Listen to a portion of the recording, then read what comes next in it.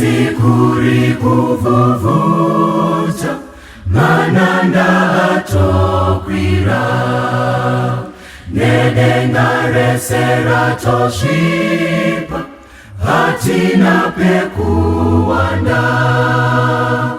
Motirega eretife, musarare tofa, nguva yese yazara nengozi, nenyanza yavanguva. Mananda anonditeerera, nyachura, kana kushatirwa kwenyanza, mashawi kana vanhu kana chinyi, mvura inganyudzi ngarawa, muna tenzi wenyanza nepasi. Zvese zvichanditeerera, nyarara, nyarara. Zvese zvichanditeerera, nyararani. Tenzi nemweya unoradza, nokotama kunemwi, moyo wangu unotambura, mukamundiponese. Omananda echitema, oda kundinyudza, ndakufanda kufa tenzi wangu, kasika ndiponese. Mananda anonditeerera, nyachura, kana kushatirwa kwenyanza, mashavi kana vanhu kana chinyi, mvura inganyudzi ngarawa, muna tenzi wenyanza nepasi. Zvese zvichanditeerera, nyarara, nyarara. Zvese zvichanditeerera, nyararani. Tenzi kutya kwazopera, zvese zvazozorora, nenyanza yazoteramira, denga razova pedyo. Chimiranyi mununuri, musandisiyeba, ndichasvika kumahombekombe, ndizorore ikweyo. Mananda anonditeerera, nyachura, kana kushatirwa kwenyanza, mashavi kana vanhu kana chinyi, mvura inganyudzi ngarawa, muna tenzi wenyanza nepasi. Zvese zvichanditeerera, nyarara, nyarara. Zvese zvichanditeerera, nyararani.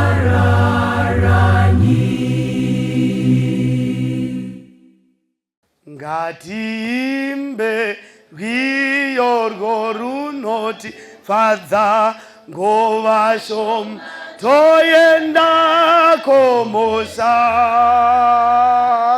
Usiku wape, musi unosvika, tinoyenda komusha zvino. Tinoyendayo, tinoyendayo, tinoyenda komusha. Tichasangana madambudzo apera, nguva shoma tinoye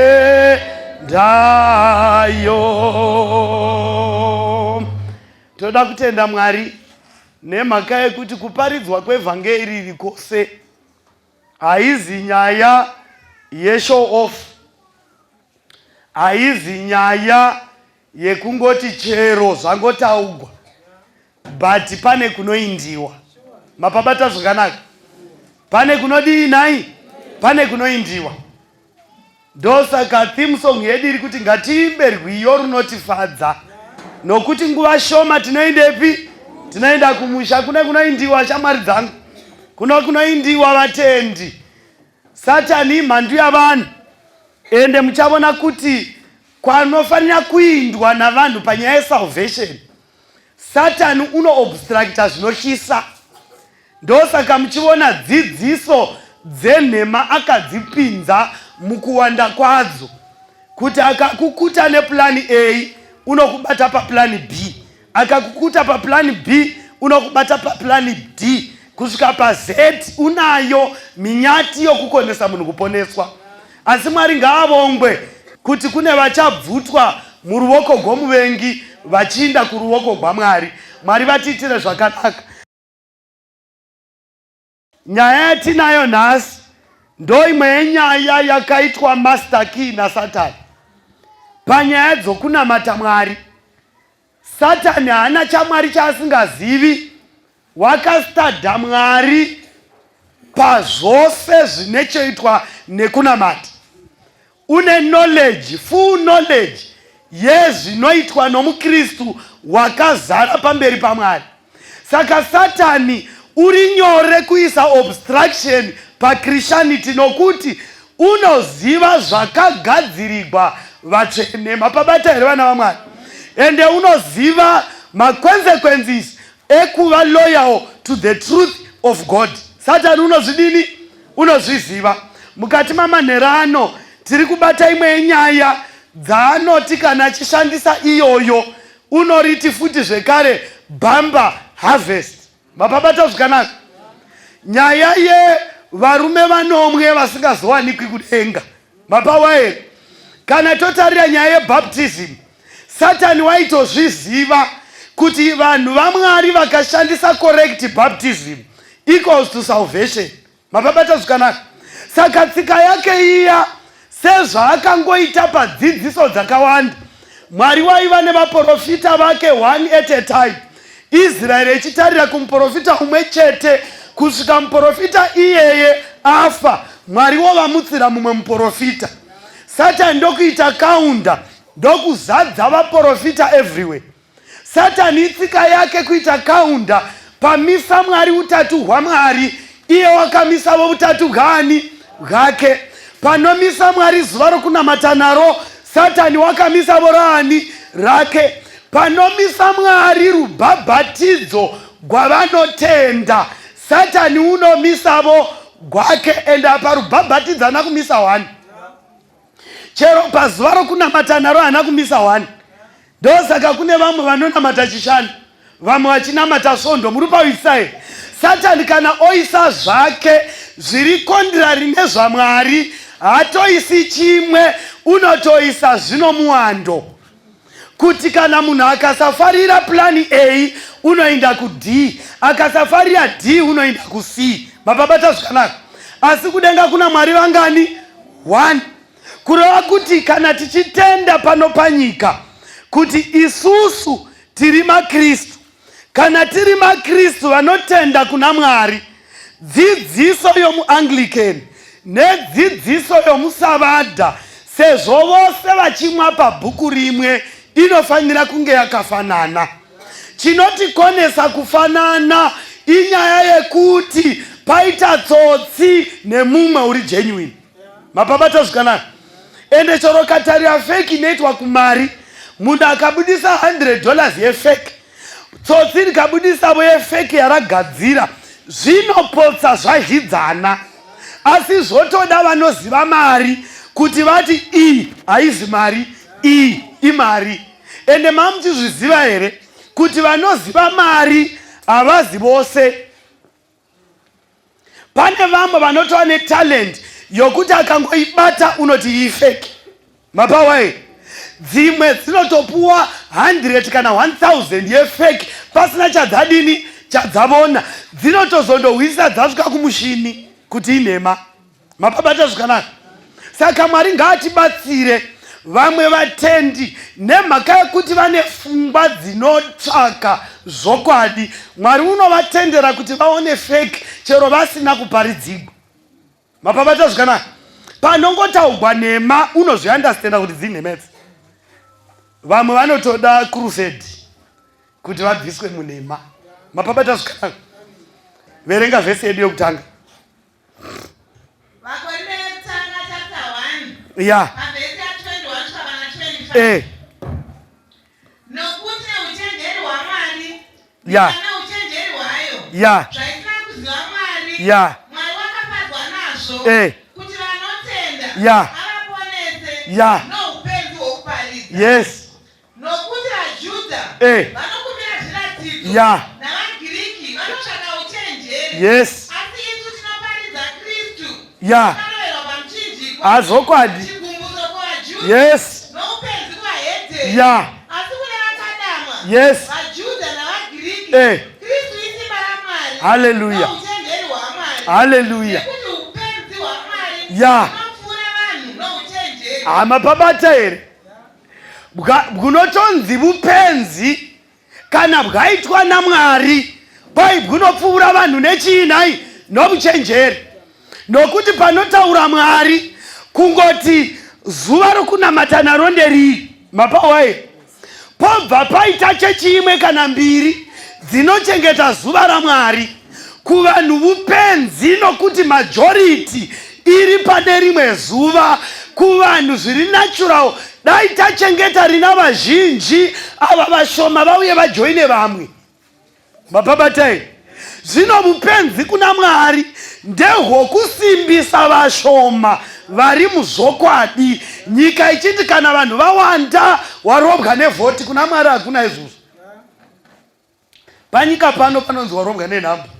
Mapawe, kudenga kuna Mwari vanhu vanorobwa nechokwadi. Zvikai kudii pavhesi notevera? 1 Corinthians chapter 11. Yeah. Mavhesi a 19. Nekuti dzidziso dzakatsauka dzinofanira kuva pakati penyu. Yeah. Kuti avo vakatendeka vaonekwe pakati penyu. Hallelujah. Maiwaire vhesi. Kwai nokuti dzidziso dzakatsauka dzinofanira kuvapo panyika kuti vakatendeka vaonekwe pakati penyu. Amapabata zvakanaka here. Kurova kuti nhema inopa advantage kuti chokwadi chionekwe. Dai pasina kunamatwa kwesvondo sezuva rokunamata naro, papasina advantage yokupruvha nayo kuti dzinhema, chokwadi ndechichi. Bhaibheri roti dzidziso dzakatsauka musatambudzika nadzo. Kune vanoti saka imoti Mwari unopenga wakareganwa chinamata nesvondo shuwa. Mapawise, Bhaibheri roti dzidziso dzakatsauka dzinofanira kuvapo pakati penyu kuti vakarurama vaonekwe. Mapabata zvakanaka. Saka toda kuti ndoda kushanda navo panapa. Uyai vakomana. Uyai ndevanavo, uyai nemacheya enyu mugara. Bhaibheri rati dzidziso dzakatsauka dzinofanira kuvapo pakati penyu kuti avo vakarurama vadini nhai vaonekwe. Mapabata zvakanaka. Chinda pavhesi inotevera. Vaefeso chapter 4. Yeah. Vhesi a 3 kusvika pana 6. Muchishingaira kuchengeta umwe hwomweya. Yeah. Muchisungo chorume. Ava varume vagere panapa ava. Nhasi musavatora seordinary men. Mapawai, varume vagere panapa mabhishopi ava. Mapabataka vafundisi vamakereke ava. Vose vakadai makereke avo anonamata kuna Mwari wokudenga. Mapabatai, vose vakadai vanotenda kuti kuno rubhabhatidzo. Vose vakadai vanotenda kuti kudenga kuna Mwari. Amapabata zvakanaka here. Asi vaKorinde yataverenga yati dzidziso dzakatsauka dzinofanira kuvapo pakati pechinamato kuti vanonamata zvokwadi muna Mwari vaonekwe. Mapabata zvakanaka.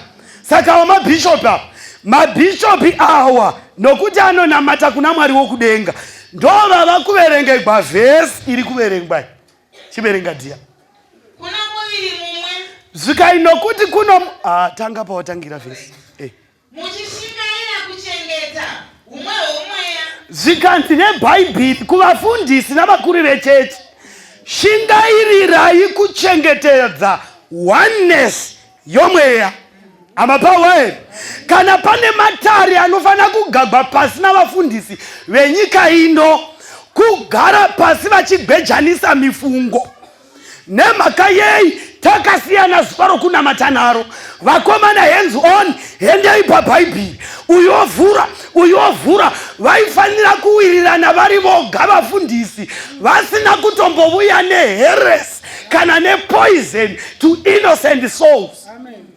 Nokuti bhaibheri rati imi vafundisi munozviti vazodziwa imi munofanira kushingaira kuchengeta oneness yomweya muchisungo chorugare.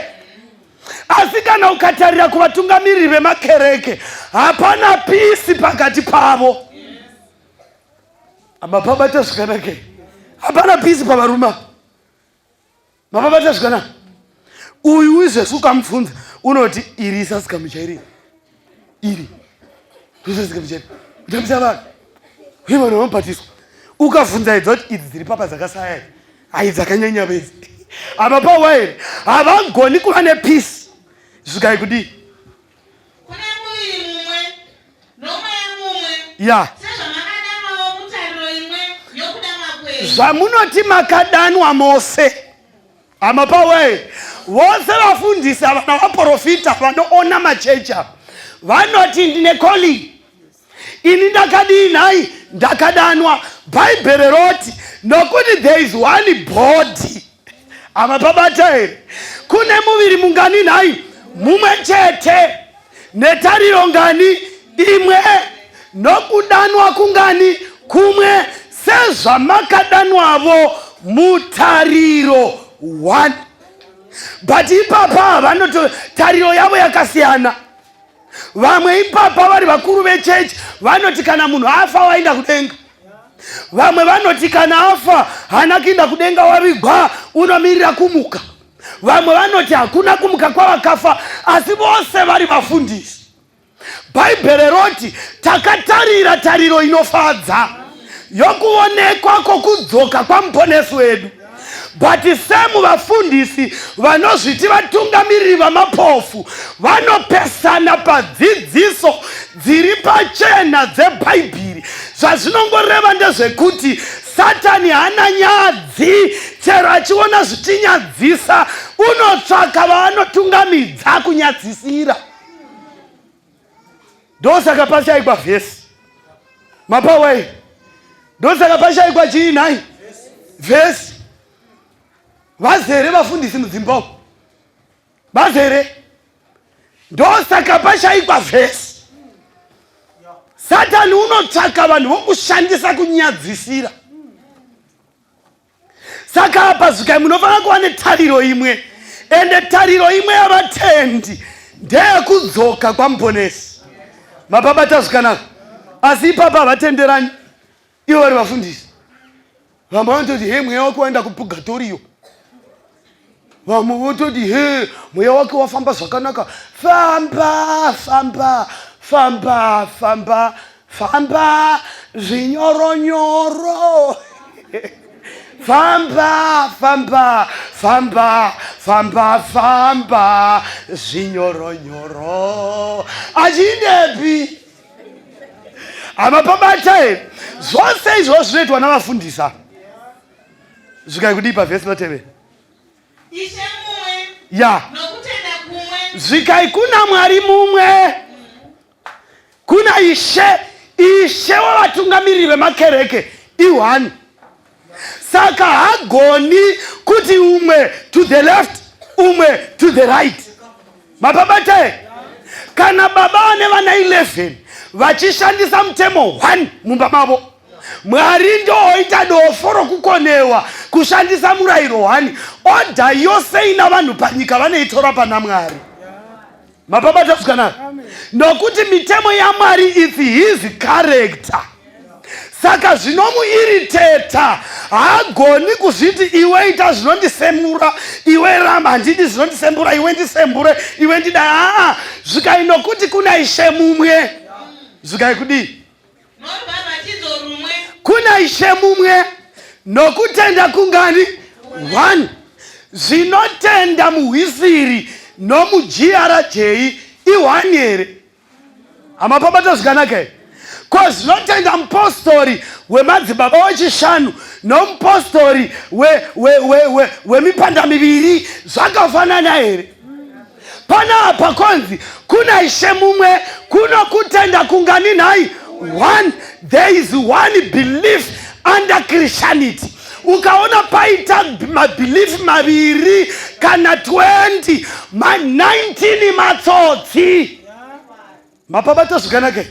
Zvikai kuno kutenda kumwe norubhabhatidzo rumwe. Iri bhuku iri, iri bhuku iri ndo bhuku risingachepi. Vanatamba oga mwanangu takamaverenga ike zvino hauchambokurida. Amapabata zvakanaka. Vana jeka nyika takatambura nawo hatichambokumada. Vana Yuna mugomo rechidzurwa nguvo yakabatira pazhe pebhuti, musikana afuta mukati, hatichambokumada. Asi kana kune bhuku risinga expire riri mapawai zikai, there is one baptism. Saka kuroti kana bhaibheri rataura kuti kuno rubhabhatidzo 1 ratoreva kuti kune 1 ende kune 1. Ukaona dzangoita mbiri pane tsotsi kana kuti ose matsotsi. Makabata zvakanaka. Saka ava mabhishopi ekereka, imi ndakupai bhabhatidzo dzenyu, ubate gwako kuti chechi yako inobhabhatidza sei, nokuti uchadzimba namavhesi. Kana vhesi yakudzinga unotobva undogarako, unouri tsotsi. Mapabata zvakanaka. Ndakukupai mabhabhatidzo. Ava mufundisa bavo kuchechi vanobhabhatidza. Mabhabhatai sangano rinoti kuti nokuti hakuna chechi isingabhabhatidzi. Satani unozviziva kuti hakuna chechi kana chinamato chinogona kuinda without baptism. Saka ava mufundisi vanobhabhatidza kuchechi kwava. Kana vobhabhatidza mufundisi ava vanopinda nepasi pomuresi. Mapabata zvakanaka. Ndogwa vanoti ruombeko kwani kwavo vanopfuura nepasi pechi pemuresi. Ava ndimufundisa. Kana kwavo vobhabhatidza ava mufundisa vanonyora chipiyaniso pahuma kana kudira mvura mumusoro. Mapabatai kunyika chigumwe chavo mvura iri mukapu votara pahuma, kana kudai musoro vodira mvura ichibva mukapu. Handitika rubhabhatidzo. Ava mufundisa kuchechi kwava kana vobhabhatidza vanonyika mvura rutatu. Ava mufundisa kuchechi kwavo kana vobhabhatidza vanodira mukaka. Mapawisai vanodira mukaka. Kana vodini vanotoshandisa mukaka vachidira kuti munhu anzi wadini wabhabhatidzwa. Ava mufundisi ava kana vobhabhatidza kuchechi kwavo vanonyika ka1 mumvura. Ava mufundisa kana vobhabhatidza kuchechi kwavo vanonyika 3 times mumvura. VaEfesa tingaikwachuri vhesi nokuti yati there is only one baptism. Kureva kuti pa6 mabhabhatidzo ari apa pane matsotsi. Mapawai kana toda kuvabvisa hatishandisi ndangariro dzevanhu dzoruvengo, tinoshandisa bhaibheri nokuti shoko raMwari rinoti dzokerai kumurayiro nokuzvipupuriro. Kana vasingataurise zvinoreva shoko iro havangavi nechiedza chamangwanani. Hatigoni kudhismisa. Pane vamwe vanotorova nemboma pabaptism. Hatigoni kuvadhismisa nemuromo without the Bible. Hatigoni kudhismisa unonyika rutatu kana kamwe, kana unodira mumusoro nemuromo, asi bhaibheri rinofanira kumudhisimisa apa. Njodzi iri pavafundisi apa ndeyekuti vane nhamo ndevakabhabhatidzwa nebhabhatidzo dzamatsotsi, nokuti havana kutongobhabhatidzwa kusvika nhasi. Mabhabhata zvakanaka. Famba. Ya. Ya. Apo ndakanyora kuti the importance of baptism. Mapawaye. Satani hangomaki chinhu chisina salvation. Ukaona Satani oto-obstructa chinhu, ndo basa ramakerubhi. Amapawaye akapanduka. Anotuma kuzo-obstructa truth kuti isasvika pavanhu. Saka ukaona Satani atomaka chinhu, hangomaki chinhu chiri ordinary. Unomaka chinhu chine salvation. Saka chii purpose yerubhabhatidzo? Chiverenga. Zvino uchanonokereiko? Ya. Simuka, ubhabhatidzwe. Ya. Usukwe zvivi zvako. Yes. Udane zita rake. Zvikai zvino uchanonokereiko? Simuka ubhabhatidzwe. Ukangamwigwe zvivi zvani zvako. Saka baptism ine chekuita neforgiveness of sins. Mapabata zvikanaka. Zuro wedu watakaita benzi unofanira kurabhiwa. Mwari atange pechitsvanani nesu takaberekwa nembereko ezvivi. We reconnect with Christ murufu gwake through baptism. Mapabata zvikanaka. Saka Satani unozviziva kuti without baptism there is no salvation. Zvikai kudi. Matthew chapter 3. Yeah. Verse 7. Yeah. Asi wakati achiona vazhinji Yeah. vavaFarisi navaSadhusi vachiuya kuzobhabhatidzwa, akati kwavari, Imi vana venyoka, ndianiko wakakunyeverai kuti mutize kutsamwa kwomoyo? chimira zvako. Amabhabhata here. John the Baptist achibhabhatidza. Amboparidza vhangeri rorubhabhatidzo rwemvura. Ndobva wozoona vaSadhusi navaFarisi vachiuya ari paJorodhani. Ndobva woti imi vana venyoka, kurova kuti vana vadhiabhrosi. Ndiani wakakudzidzisai kuti mutize kutsamwa kunouya? Saka kurova kuti hakuna munhu unogona kumira parothi yaMwari against the anger of God without being baptized. Mabhabhata here. Therefore Satan wakaona pane need yokuobstructa rubhabhatidzo kuti munhu afunge kuti wakabhabhatidzwa iye asina. Handizi kuti pane unondihwisisa ivo. Mabhabhata zvikanaka. Nemhaka yeizvozvo ndobva womwaya bhabhatidzo kuti iwe uchakonfusika ugofunga ndapinda panapa ndabhabhatidzwa, wotoperera uchiti ndatopedza ndaombekwa, kana kupinda apa uchiti ndaombekwa, kana kupinda apa uchiti waombekwa, yet before God you are not baptized. Mapabata zvikanaka. Zvikai kudini vhesi inotevera. Mark chapter 16. Ya. Pavhesi 15 and 16. Akati kwavari, endai munyika yose. Ya. Muparidzire zvisikwa zvese ivhangeri. Ya. Unotenda akabhabhatidzwa uchaponeswa. Yes. Asi usingatendi uchadzoswa. Mabhabhata here. Komandi iyi yapuwa naJesu. Munobaizisa here. Zvikaendai munyika yose muparidzire zvisikwa zvose ivhangeri. Zvikaendai munyika yose muparidzire zvisikwa zvose ivhangeri. Unotenda akabhabhatidzwa uchaponeswa. Therefore Satani hana kurambidza makereke ake kuinda nevhangeri. Vanotoinda naro. Akati nokuti Jesu akati idini indai, imi go canvas muparidze vhangeri rakanaka, asi movarova chekuferi wrong baptism. Hakuna uchaona Mwari. Apa pabate zvikanaka. Nokuti umwe unogona kuti zvavanongoparidza avo namavhesi vomubhaibheri. Bapabata here. But Satan wakatogara dari akati preach, paridzai, vhurai mavhesi, asi musavhura ane controversy. Awo atiri kuparidza panawo haumawani kumadzenga awo. Mababata zvikanaka. Type yevhangeri riri pano kutsotsa hauri wani. Vanongotsvaka nyaya dzinobata vanhu in general. Mababata zvikana. But iri vhangeri romushei hariparidziki pateritori yaDiablos. Saka zvikaindai muparidzire zvisikwa ivhangeri. Satani akati paridzai asi shandisai wrong baptism.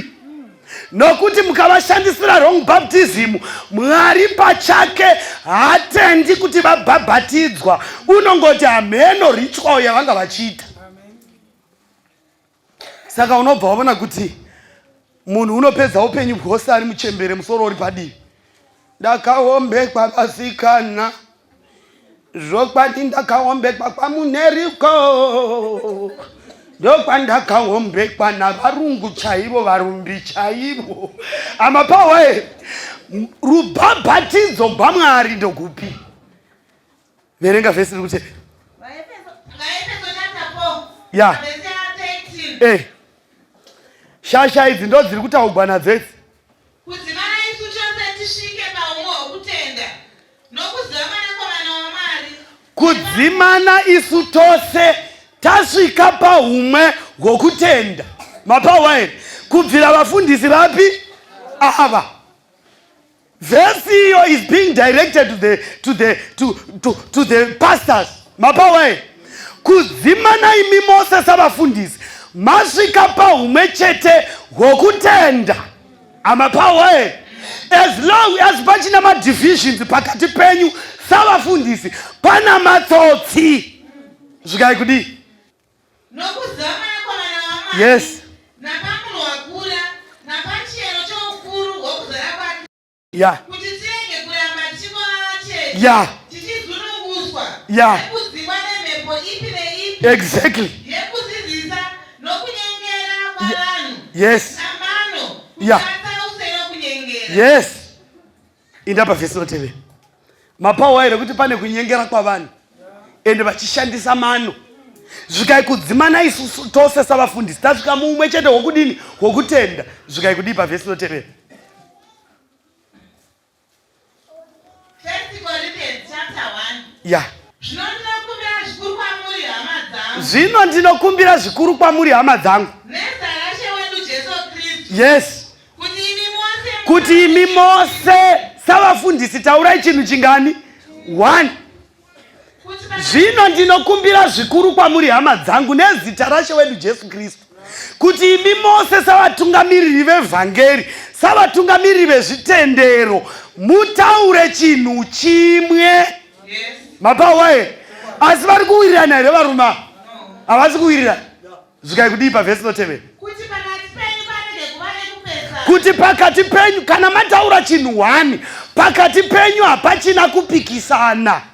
Kureva kuti pakati pemakereke kana ari aMwari hapafaniri kuva nokunetsana.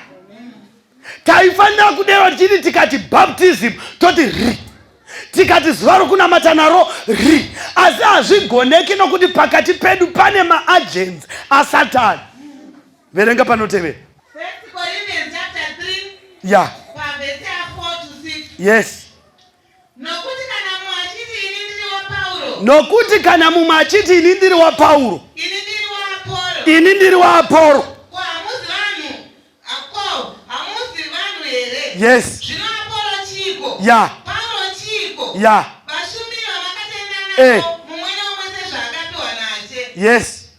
Zvikai nokuti kana mumwe achiti ndiri waPauro, umwe achiti ndiri waApolo, ko Kristu akaparadzaniswa here? Mababata zvakanaka here?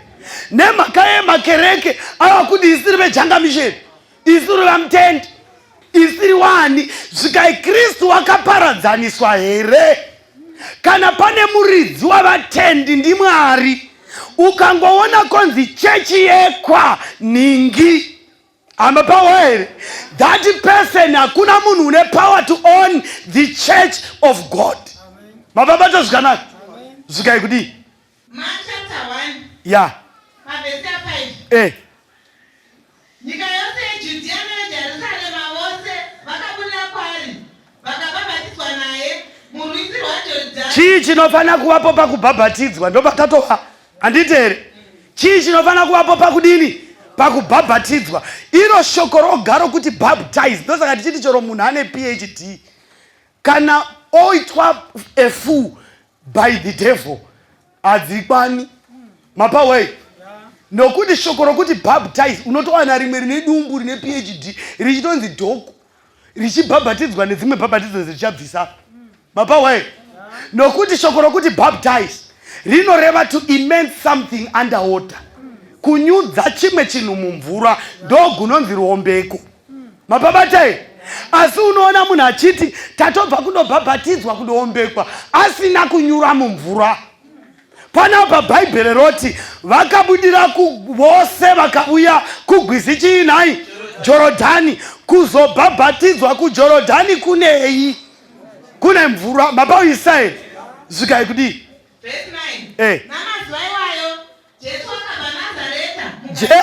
Jesu pachake wakabva Nazareta kuGarirea akabhabhatidzwa naJoni muJorodhani. Pakarepo achibuda muinai mumvura. Yes, pakarepo Jesu nemhakai akabhabhatidzwa. Wakabhabhatidzwa kuti asiye makwara.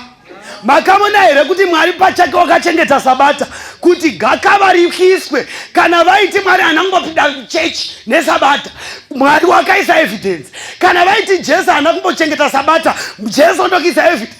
Kana vaiti vadzidzi vake havana kupinda sabata, vadzidzi ndokuisa evidence. Saka Jesu akabhabhatidzwa kuti aise example pamberi pevatendi vachatevera. Zvikanzi pakarepo Jesu achibuda mumvura. Saka rubhabhatidzo rwaMwari gune chokuita nemvura. Saka toda kubvisa madzenga asina mvura. Mirai kubva tobuya. Ama unati wabatoona boga kuti ndini. Imi munodi mfundisi. Nepfura nepasi pemurezi. Hapana mvura. Mapawai. Sumukai mfundisi mudogara. Itsotsi. Ende mungaseka zvenyu vanhu vaMwari. Mukatarira chechi iyo ine vanhu vazhinji. Mapawai. That church ine order inoshisa. Vane order inogwadza. But ukavatarira so unobuda misodzi. Nokuti Satani wakatotisunga one sunga dozen. Kana vhangeri rechokwadi rikasavasvikira vakashandisa the correct baptism, chechi iyo yose navafundisi vavo navanovatevera hakuna unoona Mwari. Ndosaka bhaibheri rati Mwari wakamona zvakanaka kuti vachaponeswa vaponeswe nomupenzi hwokuparidza. Hapana baptism under the flag. Mababata zvakanaka. Zvazvoreva ndezvekuti vanhu vechechi yomufundisi uyu hakuna kana umwe wakabhabhatidzwa kusvika nhasi. Iro bhaibheri Jesu usina kutadza akapinda through baptism kuti azadzise kururama kwose. Mwari ngaatibetsere, vanhu vanofana kudzikinurwa. Imi munodii mufundisi? Ava mufundisi ndovechipiyaniswa. Mapabata zvakanaka. Vanotora chigumwe voti nyamvura voti muzita raBaba roMwanakomana noromweya mutsvene. Mapawai kana kudai musoro voti muzita raBaba roMwanakomana noromweya mutsvene, hagusi rubhabhatidzo uku. Mapabata zvakanaka. Jesu wakabuda wakaburukira mumvura iye naJohani akabhabhatidzwa mugwizi Jorodhani. Nzira yerubhabhatidzo ina machechi makuru. Sumukai mufundisi muri tsotsi. Muinde nechechi.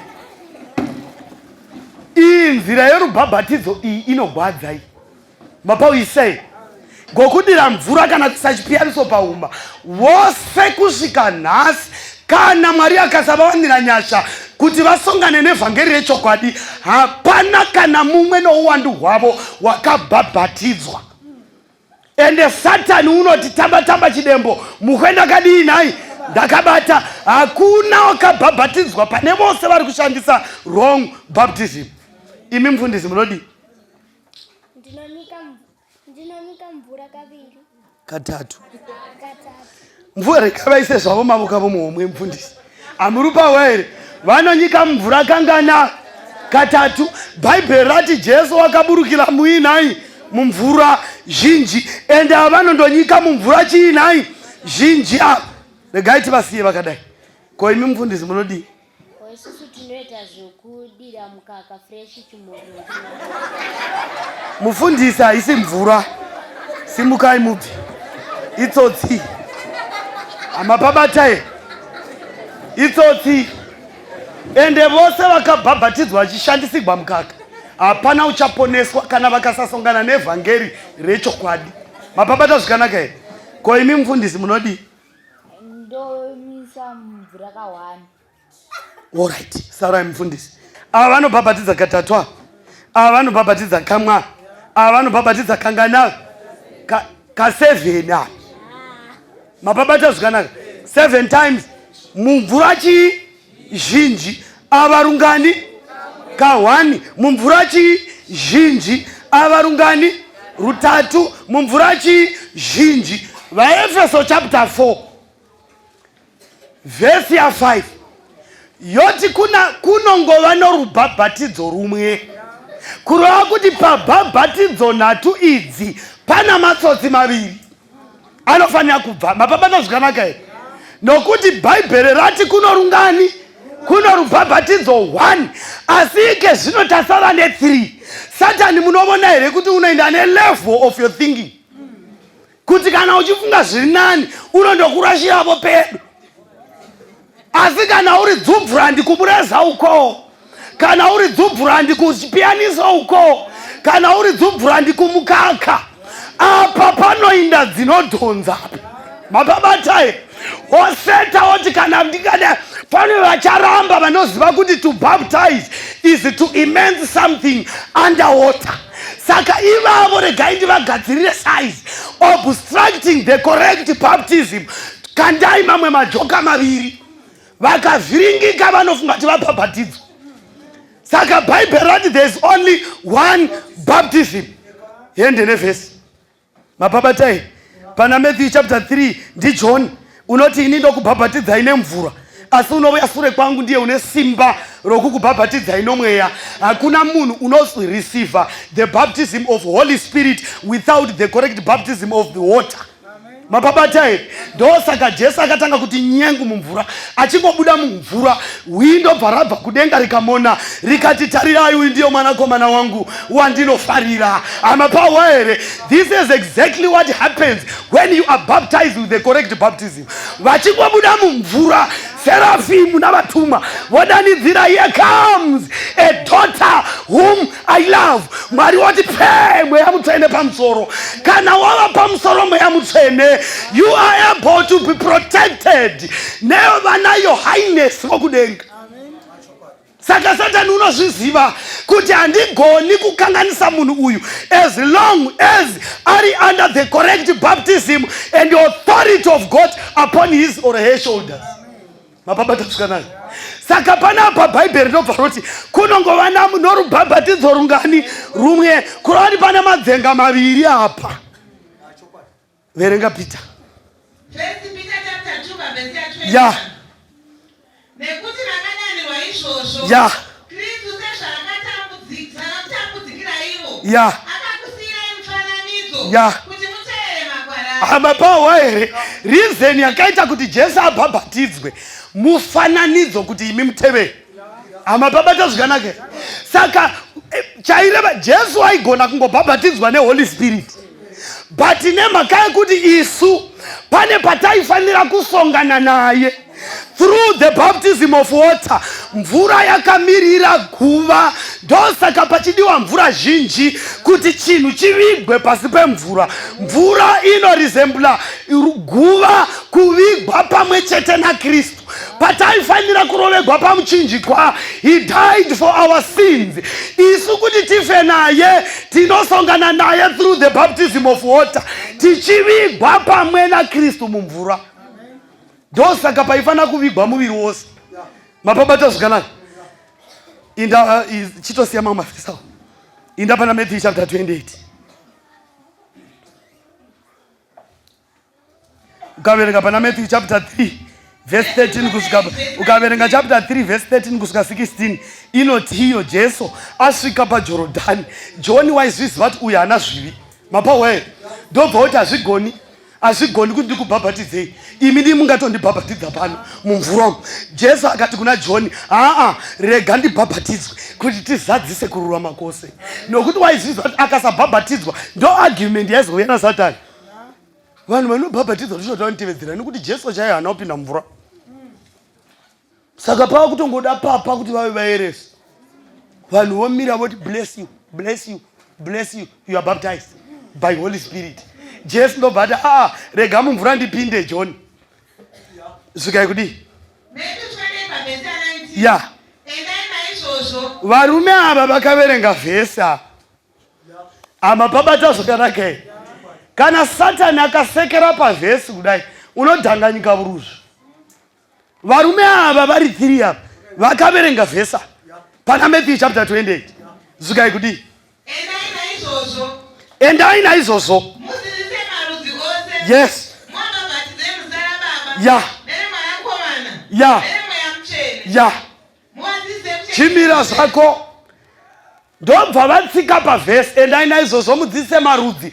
Muvabhabhatidze muzita raBaba, roMwanakomana, roMweya Mutsvene. Mapabata zvakanaka. Pane umwe ndichangosiya zvangu ari oga tamupa credit yemvura zhinji. Uyu. Mapawe. Asi number 7 kunyudza ari 7 mumvura. Haana kana evidence yevhesi imwe. Guri rubhabhatidzo. Mapawe. Unless andokota pamaperembudzi anamani. Ndo pakanzi ndanozvinyika runomwe mumvura. Iye ndobva uya otorumisa sorubhabhatidzo. Hakusi rubhabhatidzo mufundisi we. Paiva kusukwa kwamaperembudzi hazvinei nechekuita nerubhabhatidzo. Nyaya yorubhabhatidzo iri panyaya yokunyikwa mumvura, kwete uku kokusukwa maperembudzi uku. Saka regai tingodzikoshesa voti dzirege dzakadai, nokuti vo dzaita nhema dziri pedo nekuzvokwadi. Mapabata zvakanaka. Kana varume ava vafundisi atavapa mukana wokutaurirana, patabvisa ava vaipwatika nokuseka vose vari 3 ava kuti kuti to baptize, to immerse something underwater. But vanhu sokadzime kumwe kuvhagwa kunoitwa vanhu aoma izvi zvinotaura izvotaura kuti iyavo munhu unonetsa munhu chaino kuti bhaibheri riri pachenaka mhanya pana 28 Matthew 19. Ndaina izvozvo mudzidzise marudzi ose. Vabhabhatidze muzita raBaba, roMwanakomana, roMweya Mutsvene.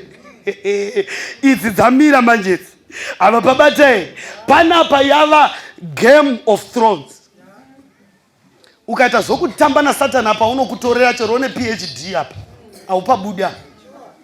Pavarume vaviri vava vafundisi vaviri apa upabuda. Mapaisai. Apa pano understandewa kuti yaiva cleansing yamaperembudzi. But when we are talking about baptism, ava vanotsika pana Matthew chapter 28. Amapabata zvakanaka. Idzi dzine padzakatsika. Dzakatsika parufu rwaJesu. Mapawe kuti pakubhabhatidzwa takavigwa pamwe chete naye. Mapabata zvakanaka. Idzi dzinoti bodo pana 28 yaMatiyo. Ndopo wakarashikira mupfani. Wanga uri pedo norubhabhatidzo rwechokwadi. Asi warezva kunyika kamwe. Idzi dzinoti mama waye padhuze but mamiskota vhesi mufundisi. Ava pabatai. Endai naizvozvo muvadzidzise muvabhabhatidze muzita. Pana ticha here pa? Ndoda ticha ngavave pano. Ndoda kuti ndokuti ini ndiri dofo kuchikoro. Saka ndoda kuti kana mukanyora matosvika manyora exercise paboard handiti. Isa muzhinji zita che moti zizita ruzita mazita mupa mwana exercise. Wanyora anza kwayo pamazita matatu papa zvinhu zvitatu izvi ndeupi? Mazita. Saka kurova kuti zita kana roiswa muhwandu anonzi mai mazita. Chindai mogara pasi. Matthew 28. Endai naizvozvo mudzidzise marudzi muvabhabhatidze muzita Baba, Mwana, Mweya. Mapabata zvakanaka. Bhaibheri harina kurashika ticha. Parati vabhabhatidzei muzita zotevera ndiro zita. Apa babata here kureva kuti ati vabhabhatidzei muchiinai muzita. Zita racho nderipi? Father, Son and Spirit. Ndo zita. Harina kuti vabhabhatidzei mumazita. Nokuti God the Father, God the Son and the Spirit are one. But ndimwari mumwe chete unoshanda muutatu. Ndosaka Bhaibheri richiti pataimu yakafa Jesu pamuchinjikwa, kudenga kwakaita hafu yeawa, kuno runyararo kwakati dii, nokuti Mwari pachake wanga asiko. Mapabata zvakanaka here. Mapabata zvakanaka. Saka panapa zvikai vabhabhatidzei muzita, kureva kuti zvotevera madunhurigwa ezita. Handisati ndasvika. Ini ndonzi raviro. Regai ntange uya padhuza. Ukavereka kuna Genesis chapter 1 rinoti pakutanga Mwari wakasika denga nenyika. Ukaenda pana John chapter 1 kunonzi pakutanga shoko rakanga riripo. Shoko rakanga riri kuna Mwari. Shoko rakanga riri Mwari. Iro rishoko rikazova nyama. Amuri babata zvakanaka here. Utatu hwaMwari chinhu chimwe chinoshanda muuchinai muutatu. Mapabata zvakanaka. You cannot separate God the Father from God the Son. Mapabata zvakanaka. Ini ndino regai ndisati ndakuindira ipapo. Famba pavhesi. Inda pana John. John chapter 1. Inda pana 14. Ah, 1 John story. chapter 14 verse 1 to 3. Verse 6. Verse 6. Yeah. Jesu akati kwavari, ndini nzira nezvokwadi neupenyu. Ava vari papa vadhanganyiswa neshoko remazita. Mapabatai zvikanzi naJesu ndo situation yaiva navadzidzi apa. Zvikai kudii? Jesu akati kwavari, yes, ndini nzira nezvokwadi neupenyu. Hapana munhu anouya kuna Baba asine kwandiri. Yes. Dai makanga muchindiziva. Dai maindiziva. Mungadai maiziva baba vangu. Kubva zvino munovaziva. Asi handina problem nemi vadzidzi baba munovaziva. Makavaona. Makavaona ini. Filipi akati kwaari. Yes. Ishe tiratidzei Baba. Filipi akati kuna Jesu, tsika yako yokungoti unoti ndinoziva baba isinambovavonaka isi haichaidi. Ini regai ndimukise, nhasi ndinamukisa muchinda. Une tsika yekuti akamboti ndiye baba, akamboti ndini mwana, akambondiya, nhasi ndinamukisa. Tiratidze baba, nokuti iwe unotinyepera kuti baba tovaziva, hatinambovavona isu. Wavaiva naye ndiani? NdiJesu. Mapawe. Asi akati imi demaiziva ini mungadai maiziva baba. Asi nazvino baba vangu munovaziva nokuti makavavona.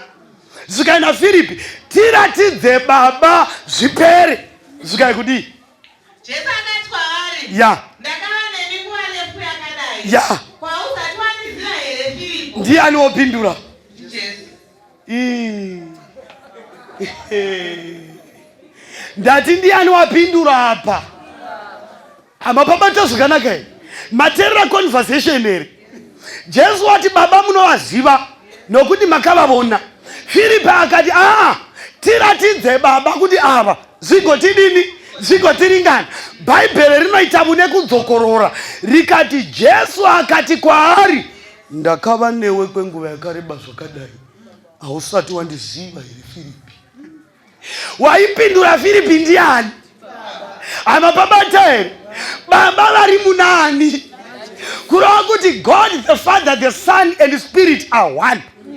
Saka Jesu paanonzi tiratidze baba, ukati ndi Jesu ndopaunorashikira izvi. Mapabata zvakanaka. Zvikaenda kava nemi kwenguva yakareba zvakadai, hausati wandiziva here nai Filipi. Kureva kuti Filipi wakapindurwa nababa direct. Ndo vanga vakupindura. Asi Bhaibheri azvibudisa pachena kuti Jesu akati ndakava newe. Zvikai kudii? Inoenda pamberi. Wandiona ini waona baba. Wavona ini wavona baba. Unoreveiko uchiti ndikuratidze baba? Hautendere Filipi kuti ini ndiri muna baba nababa vari mandiri. Saka kana uchindiratidze baba unorevei? Ndosaka pana Matthew chapter 28 Bible rati vabhabhatidzei muzita. Nokuti Baba Mwana Mweya chinhu chingani 1 but izita rina madunhu rigwa. Handisiti mababatai. Ini pakuberekwa. Rangu rokuberekwa riri pachitupa chaipo. Ndonzi Raviro. Ndobva ndawanikwa Mwari akandiitira nyasha. Ndokundozvara mwana dangwe rinonzi Blessing. Ndobva ndotanga kunzi mai ani? Mai B. Kuno kuchechi amunditi Raviro, amunditi mai B, munoti ani? Mai Gwedede. Muri pawisei? Ivava vanhu vatatu avo havashandi zvakafanana. Amapapata zvakanaka. Raviro akaenda kujichidza kwandakasvagwa. Vanototi vana Raviro mukai vana Raviro mubikire vana sekuru tii. Amuri pawisei? Vana Raviro vavata papiko totoya tichipekugwa machira kuti tibike tii. Mapabatai ilevel yaRaviro. Ndichibva ipapo kana mauya kwaGwedede manje chero pari parufu vanototi mai B varipiko tipewo mabhodho vanhu voryei tobikei. Ini ndorayira kuti ike zvinobatai magarikuni matatu tifane kudai ng'ombe ichifa. Ndimai B muri pawisai? Kana ndava kuno kuchechi vanoti mai Gwedede munhu waMwari muri kupi? Amuri pabata here? Handimanyiswi munda makarimwa ndiri kwaGwedede. Ndiri muzita ramai Gwedede handibatiwisa Raviro. But munhu mumwe chete unoshanda muutatu mumazita matatu. Ndopo ndoti kana ndikati ndohwashara mwana ondoisa ndiro nhatu patafura. Ndomutiko ndiro nhatu ndedzei. Woti iyi ndeyaRaviro, iyi nderamai B, iri nderamai Gwedede. Mwana iyeye kupsychiatric straight. Saka Bhaibheri pariri kuti vabhabhatidzei muzita Baba Mwana Mweya. Munhu mumwe chete unoshanda muutatu hagoni kupuwa ndiro dzesadza nhatu. He is one. Kana patodero nyange usina kumboenda kun'anga unoinda kuwana ndiro dzesadza dziri nhatu kuti iyi ndeyaJoji. Woti koi iyi ndeyababa Mazvizve. Baba Mazivapiko George. Saka paruza makudika. Aurihi watotanga kundotsaka kurapwa komwana. Baba wisei wovunza futi wati ndati dedi ndati ndera George sadai ndera George ndimazvuna itotorai iri ndera George iri ndera baba Mazvizve. Baba Mazvi ravo iri ra George. Vanti George ani George Muzimwe iri ndorava Muzimwe. Hauzivi here kuti George naBaba Mazvi naMuzimwe chinhu 1. Unoreva kuti kudiko uchiti sadza raGeorge. Ini ndirini Baba Mazvi vacho ndirini Muzimwe. Saka ndo mubvunzo wakabvunzwa vadzidzi naJesu. Munoreveiko muchiti imi tiratidze Baba? Hautendi here kuti Baba vari mandiri? Saka rubhabhatidzo ugu bwakabhesa wrong definition yegodhood. Mapabate. Saka vanobva vati muzita raBaba Mfo Mwanakomana Mfo Mweya Mutsvene Mfo ndiro nhatu dzesadza dzi. Regai tinda chitodarika mamwe mavhesi. Inda pana Romans chapter 6 3. Yeah. Mwari uri kutaura nedzidzidzi. Mababatai.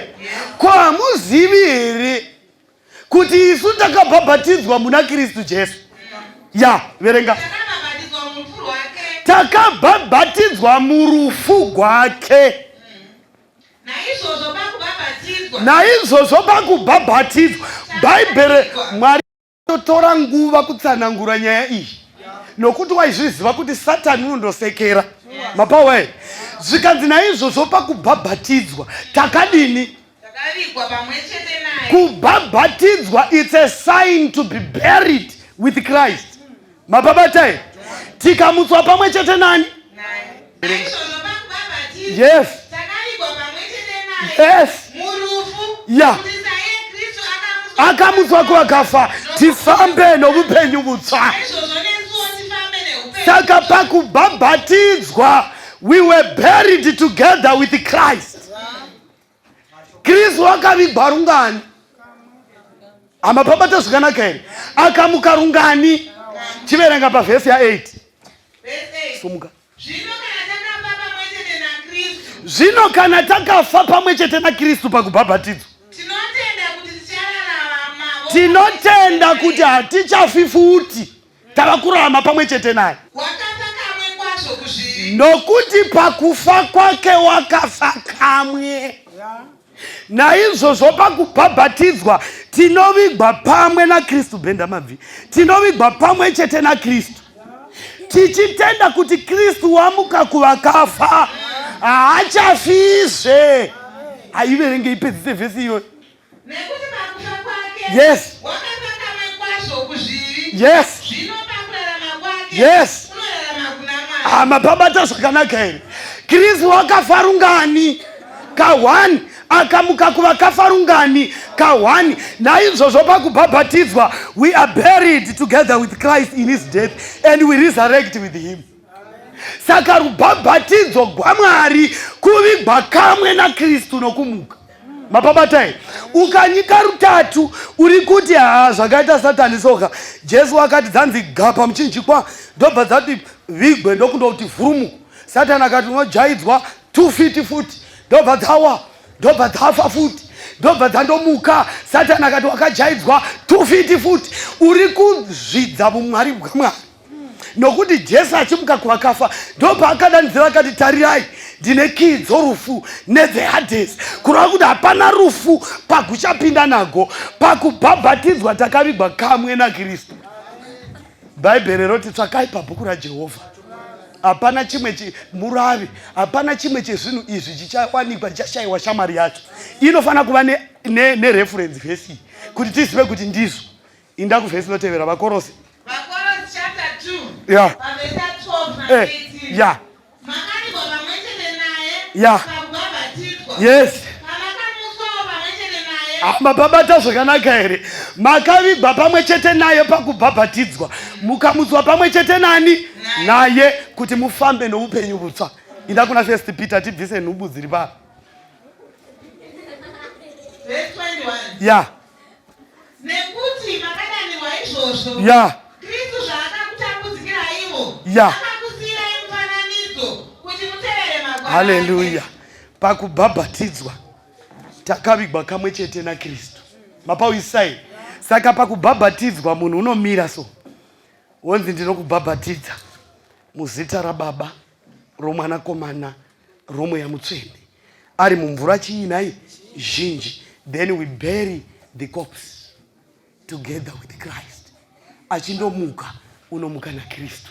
Ndo panodanidzigwa Mweya Mutsvene kuinda pamusoro paani pake. Therefore the correct and biblical baptism kunyika mumvura kamwe chete nokubudisa mumvura. That's the correct baptism. Awa matsotsi awa. Sumukai mufundisi. Torai cheya yenyu. Makaenda. Mapabata zvakanaka. Chinogwadza ndechekuti vose vakasevenzesegwa this type of baptism hapana uchavona Mwari kana vakasasongana nemharidzo dzomuchinjikwa. Mapabata zvakanaka.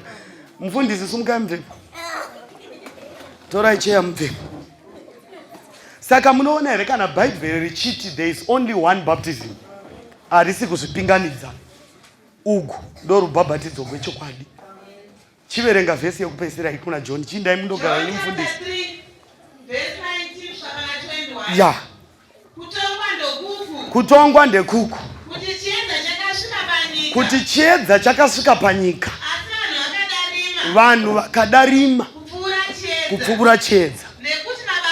Achimira zvako ipapo mapawa here.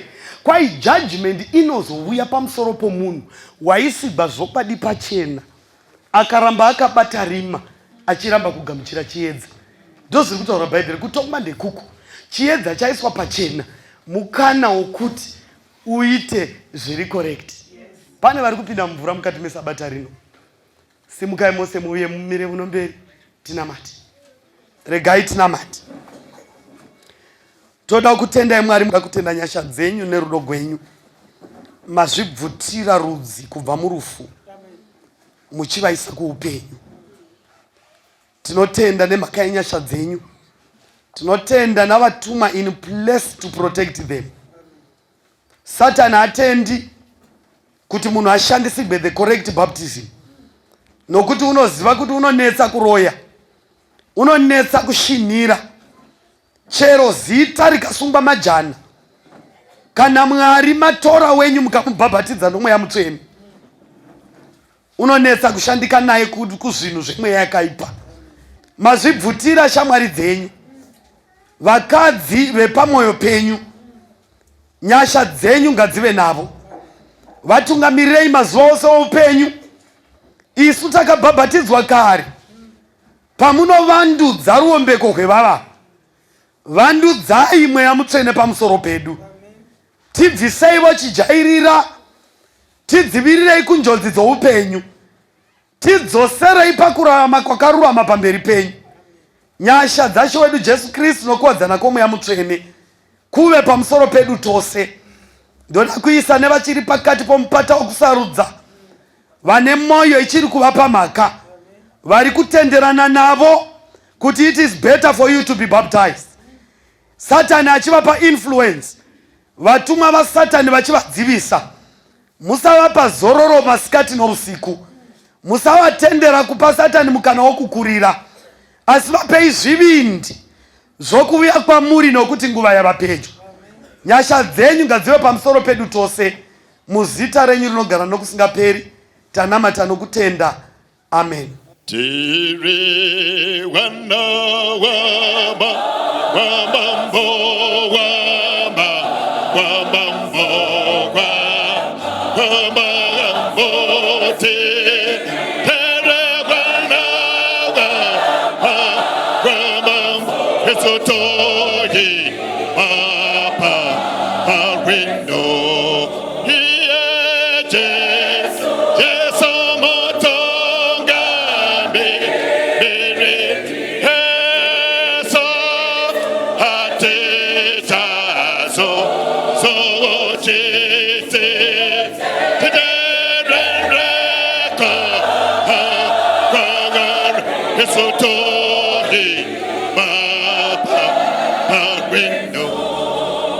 Sotino Hendako Komo Herekobo Komo Shako Komo Shate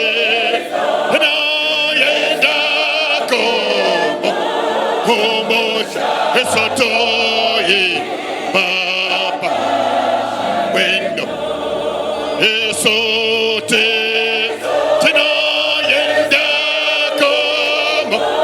como hapo kosenade de baje keso areko openya toyi papa pavindo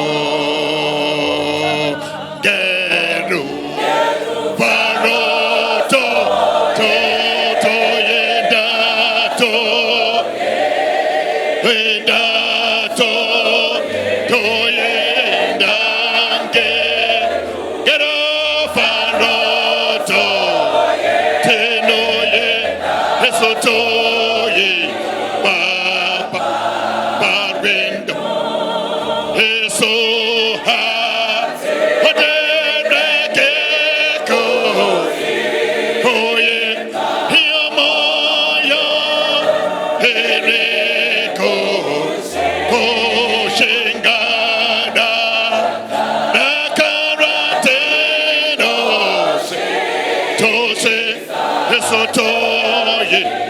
Papa, Papa,